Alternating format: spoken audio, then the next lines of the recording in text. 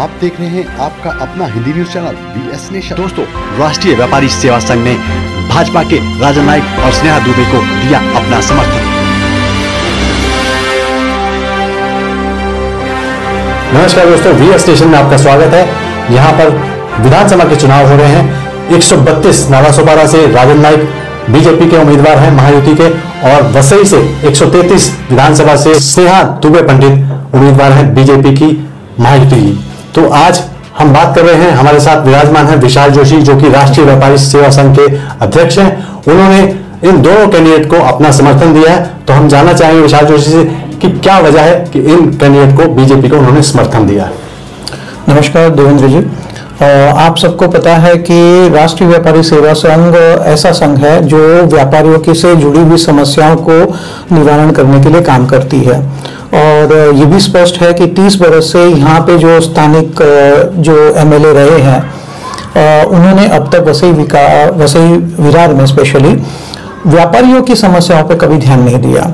और पहली बार ऐसा लग रहा है कि पूरे महाराष्ट्र में बीजेपी और महायुति की सरकार आएगी तो हम व्यापारियों ने यह तय किया कि ऐसे कैंडिडेट्स को समर्थन देना चाहिए जो न केवल सुरक्षा, विकास और समग्र विकास की बात करें। इसलिए हमने राजन नाइक जी को और स्नेहा दुबे पंडित को राष्ट्रीय व्यापारी सेवा संघ की तरफ से उन्हें समर्थन घोषित किया। तो कितने आप आश्वस्त हैं कि ये दोनों कैंडिडेट जीत कर आएंगे? मेरी तो अगर आप माने, मेरे व्यक्तिगत रूप से मेरा मानना ऐसा है कि 100% दोनों कैंडिडेट जीतेंगे। जिस तरह से अभी दोनों विधानसभाओं में माहौल चल रहा है, जैसे लोगों में उत्साह है, जैसे उमंग है, और आपने देखा होगा कि बीजेपी का पूरा कैडर, शीर्ष नेतृत्व से लेके जमीनी स्तर के कार्यकर्ता सब उतरे हुए हैं और सब बहुत मजबूती से काम कर रहे हैं। और हमारे जैसे संगठन जो अपना NGO चला रहे हैं या अलग अपनी संस्था चला रहे हैं, उनमें भी ये उत्साह है कि वो आगे से बढ़कर खुद उनके लिए काम करने के लिए तत्पर है। तो क्या मुद्दे हैं इस बार? क्यों लगता है आपको कि बीजेपी को वोट देंगे लोग?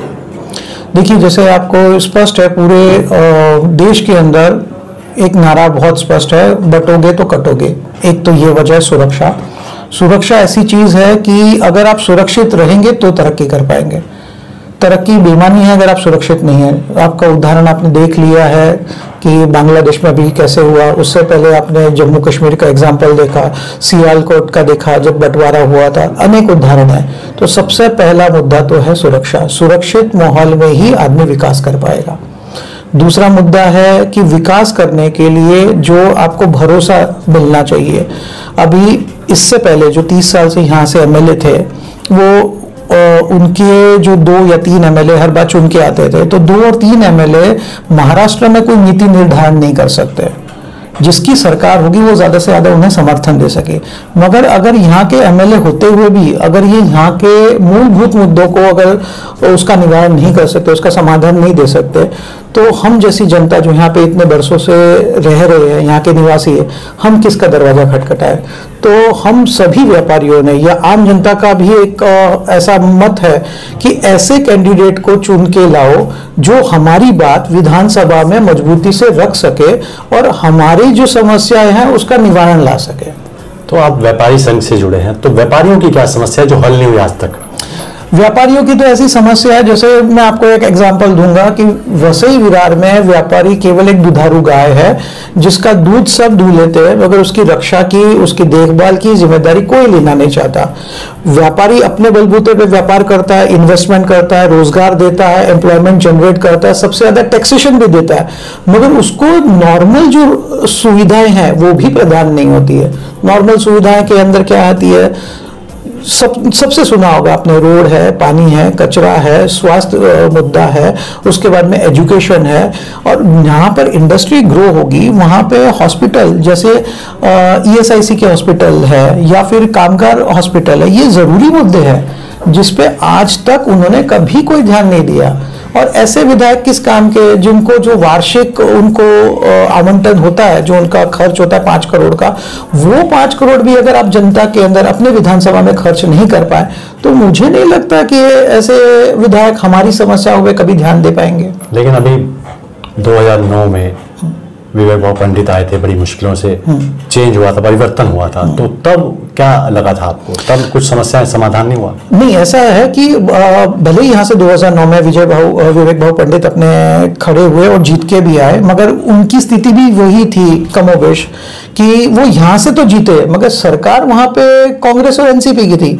तो जब कांग्रेस और एनसीपी के विरोध का अगर एमएलए जीत के आएगा, वो उनको काम करने नहीं देंगे, रोड़े अटकाएंगे, तो वो चाहकर भी वो उतना काम नहीं कर सकते जो आज अगर यहाँ का अगर बीजेपी का कैंडिडेट जीतता है दोनों विधानसभाओं से, राजन नाइक जी 132 से और स्नेहा दुबे ताई अपनी पंडित जी यहाँ से 133 में, तो जब यहाँ के एमएलए बीजेपी के और राज्य में भी बीजेपी लेड गवर्नमेंट होगी, महायुति की गवर्नमेंट होगी, तो हमारा काम बहुत आसानी से, सहज रूप से और एक भय मुक्त वातावरण में हो सकता है।